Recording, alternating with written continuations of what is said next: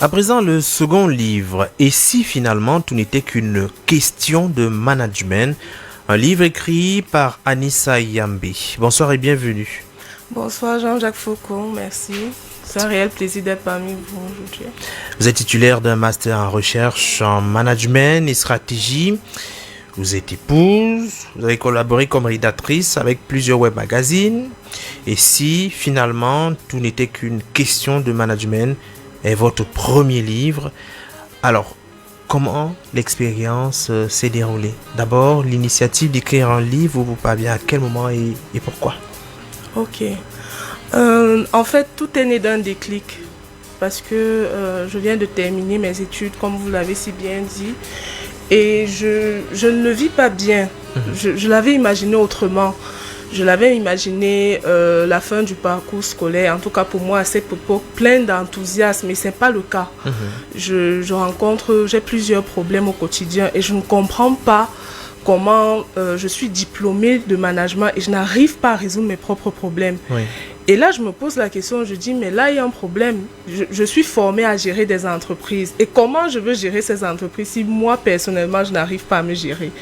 C'est donc là que je me lance un défi. Je me dis, OK, voilà les théories que j'ai apprises et je les sélectionne en fonction de l'usualité, de la facilité d'adaptation par rapport aux différents problèmes personnels qu'on peut rencontrer. Et là, maintenant, je me mets à étudier les théories. Par théorie, je les classifie et j'essaye d'extraire d'elles des méthodes qui peuvent me permettre d'améliorer mon quotidien. Donc, en fait, le départ est émotionnel. Ça n'a rien à voir avec le fait d'atteindre des objectifs sur le coup parce que je me sens mal, je me sens perdu, en manque de repères. Donc, tout naît de là.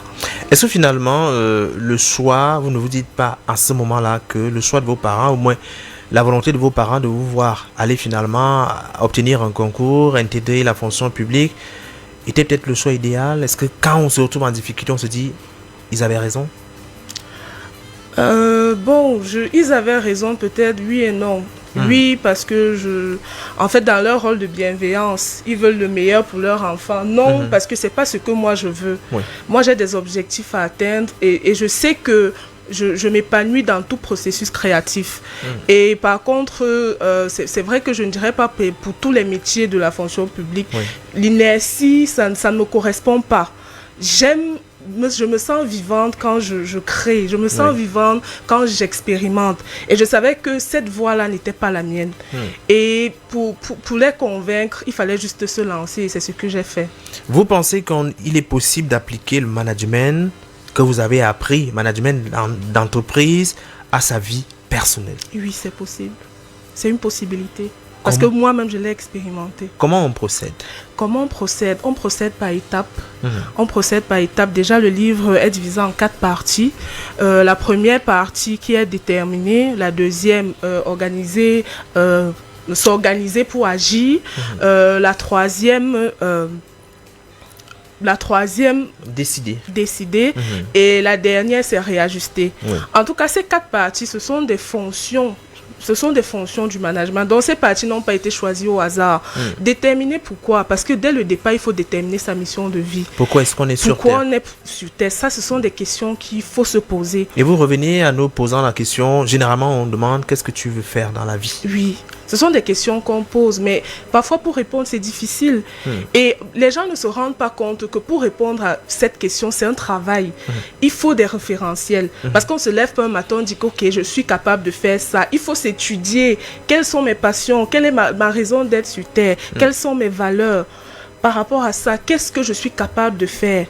Donc ça, ce sont des questions vraiment à expérimenter dans le fond et ce sont des questions auxquelles on doit apporter des réponses. D'abord, il est question de choisir sa mission, au moins la trouver. Oui, la trouver. Savoir comment s'amuser et en même temps progresser. C'est-à-dire vous vous amusez mais vous travaillez. Oui. Le travail ne doit pas être une contrainte. Effectivement. Parce que, en fait, là, vous êtes au niveau de s'organiser pour agir.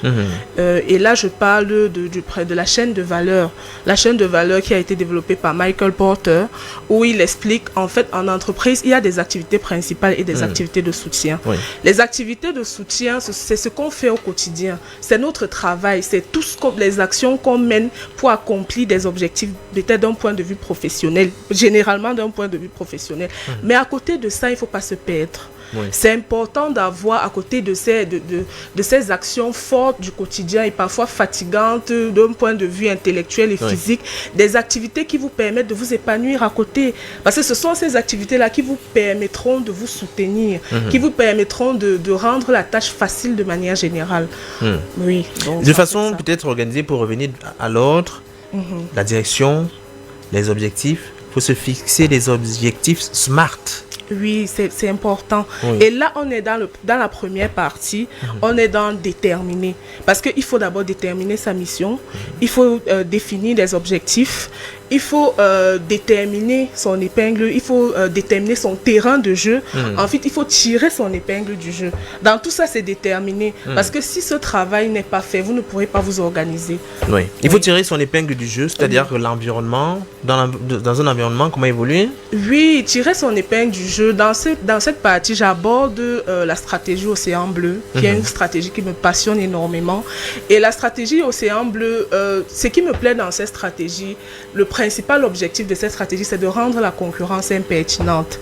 Et quand je fais allusion à cette stratégie dans le livre, je parle du marché du travail. Oui. Parce que c'est important pour chaque individu de ne pas se sentir, je vais dire quoi, c'est bien de se sentir impressionné, mais de se sentir amoindri par les compétences des autres. Tout le monde peut y arriver. Oui. Il faut juste chercher ce qui vous, je vais dire quoi, ce qui vous différencie, ce qui définit votre authenticité par rapport à la masse. Donc c'est important. Cet aspect-là, c'est là que je le développe dans cette partie. Il faut tirer son épingle du jeu. Oui, c'est important. Il faut se démarquer. Il faut se démarquer. C'est important de se démarquer. L'objectif, c'est pas de vouloir se comparer aux autres, parce que quand on parle de la concurrence en stratégie, c'est ça le plus important.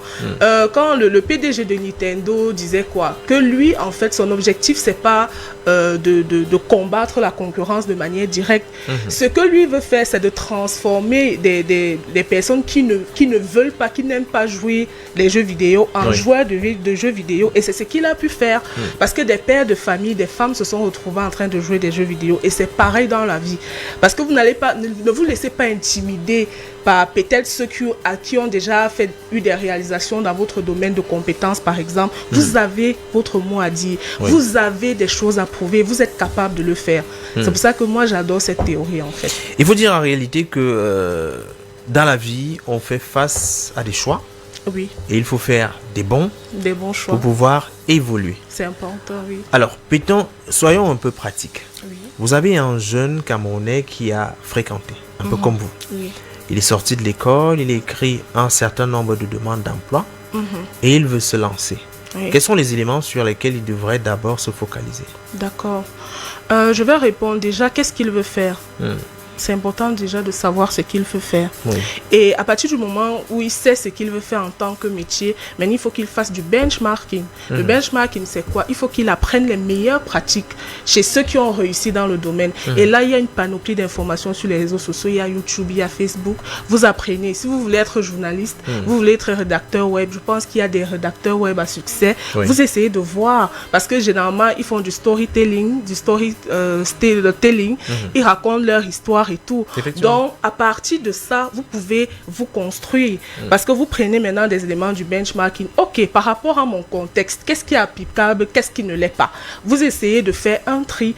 Et maintenant, ce que moi je vais dire aux jeunes Camerounais, c'est vrai que apprenez à chercher l'apprentissage. Si vous mettez de l'argent tout de suite, il y a des compétences qu'on apprend dès le départ. On ne va pas vous payer comme vous voulez. Vous aurez l'impression d'être exploité au départ. C'est vrai que le marché du travail est malheureusement comme ça. Mais mettez l'accent sur l'apprentissage parce que tôt ou tard, les résultats seront là et vous serez payé à votre juste valeur. Alors, ça, c'est dans le cas où il décide de faire sa propre activité. Maintenant, s'il décide d'entrer en entreprise, il a l'impression de ne pas être jugé à juste valeur, à juste titre. À un moment donné, il est un peu défaitiste. Il se dit, malheureusement, la situation dans laquelle je suis, c'est compliqué. Comment est-ce qu'on fait pour d'abord se responsabiliser, prendre conscience des difficultés et avancer, les surmonter? Se responsabiliser, prendre... en fait, ce que moi je vais dire en ce qui concerne le marché du travail, vous savez qu'au Cameroun, c'est pas évident. Parce que vous allez voir la majorité des jeunes, pour un départ, ils font des ils sont employés dans des entreprises et ils font un travail qu'ils n'aiment pas. Oui. Moi, je dirais, pour ces personnes-là, ça dépend de ce que vous voulez atteindre comme objectif.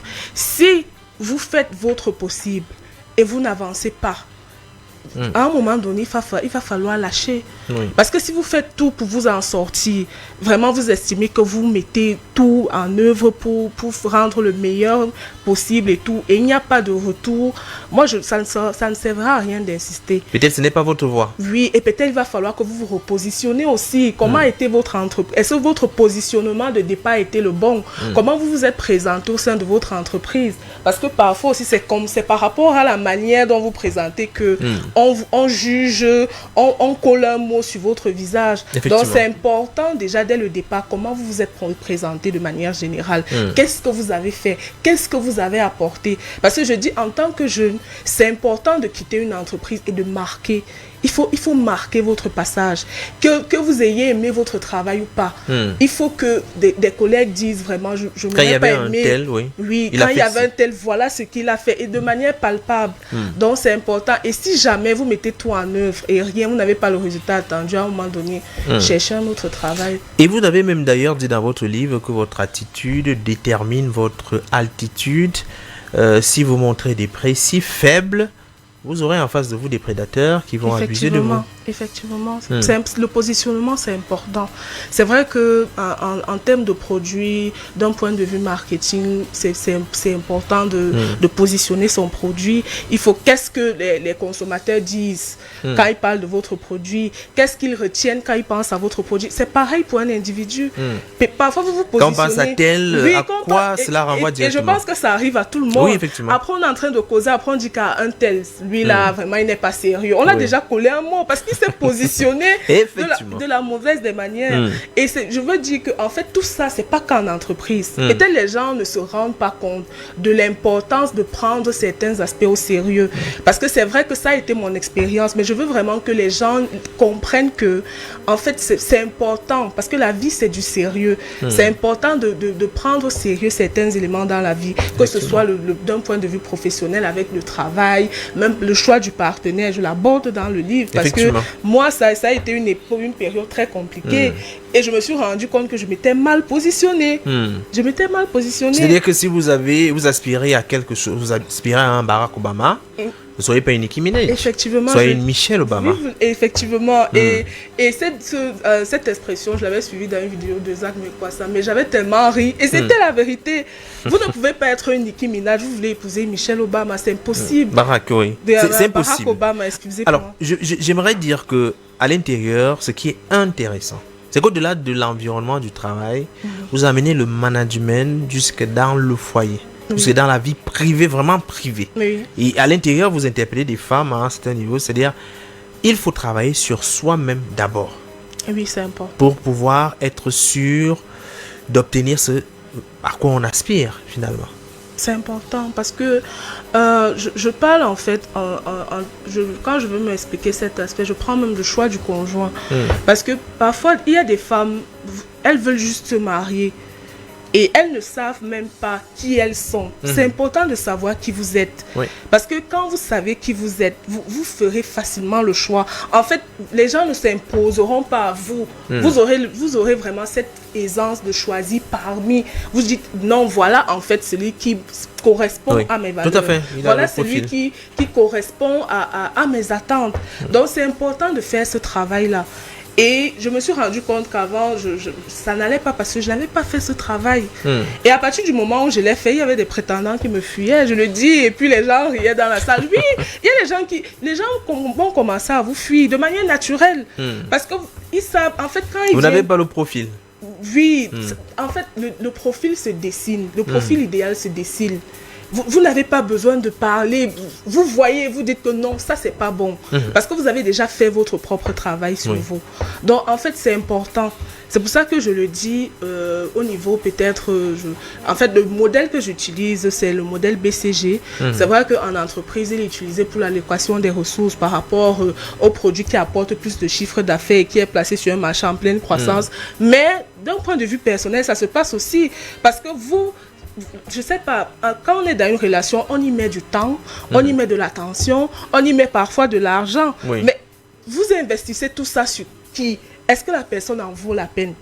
Vous vous posez des bonnes questions. C'est vrai qu'il y a des personnes qui vont dire que non, il ne faut pas tout rationaliser, mais le choix d'un partenaire, c'est important. Oui. Et là, lorsqu'on vous lit, on a l'impression que vraiment la vie, c'est une opération à résoudre. Ce sont des étapes, des schémas. Est-ce qu'on ne laisse pas libre cours à un peu de chance, à un peu de, comment dire ça, de spontanéité, d'autres. Et à l'intérieur, heureusement, vers la fin, vous nous faites savoir qu'il faut aussi faire confiance à sa particularité. Oui, au-delà des théories qu'on devra appliquer, qu'on pourrait appliquer, il faut rester soi-même. Effectivement, déjà pour répondre au premier aspect, c'est vrai que moi je suis une personne très spontanée. Déjà de nature, je suis très spontanée. Je dis facilement ce qui me passe par la tête. Mais à un moment donné, j'ai compris que ça ne marche pas comme ça. Comme la dame le disait tout à l'heure, l'auteur de Captive, à un moment donné, il y a des éléments sérieux dans la vie. C'est vrai qu'au départ, vous êtes pleine d'émotions, vous êtes vraiment dans la spontanéité, dans tout ce qui est le naturel et tout. Mais après, ça vous rattrape. Il y a des éléments qui vous rattrapent. À un moment donné, vous avez besoin de cette structure-là pour grandir. Vous avez besoin de cette discipline-là, de cette organisation. Donc, je ne dirais pas que... Il faut un peu de méthodologie pour pouvoir avancer. Il faut être organisé. Effectivement, il faut être organisé. Après, ça vous rattrape tôt ou tard et vous êtes obligé de rectifier le cap. Maintenant, en ce qui concerne le deuxième aspect, particularité. La particularité, c'est important parce que même si vous voulez être manager, même si vous